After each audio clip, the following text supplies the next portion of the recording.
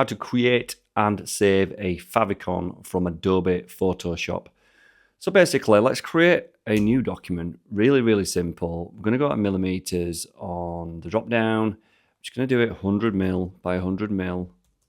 I always tend to use 300 DPI. You could use smaller. RGB because it is for screen. Click create, and here you'll have a little square document. I'm going to paste in a logo that I've got on my clipboard, my PG logo. Just going to resize that slightly. I'm going to align that by Command A to select the artboard, and using the align tool at the top, I'm just going to align that to my artboard. Okay, deselect Command D. And in the background now, I'm just going to fill that black. So edit, fill, and go down to black.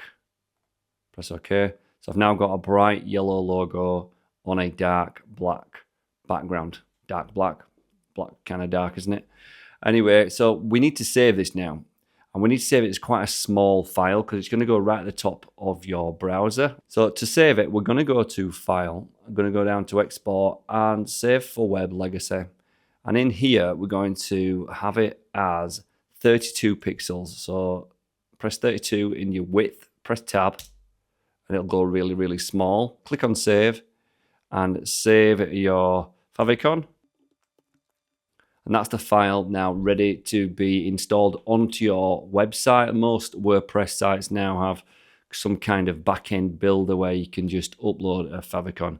If you'd like to access this Photoshop file or any of the other assets that I create on my channel, head to the first link in the description, click the link and check out my Patreon account. If you got something out of this video, hit like, subscribe to the channel, and I look forward to seeing you in another one of my videos. Thanks for watching, guys.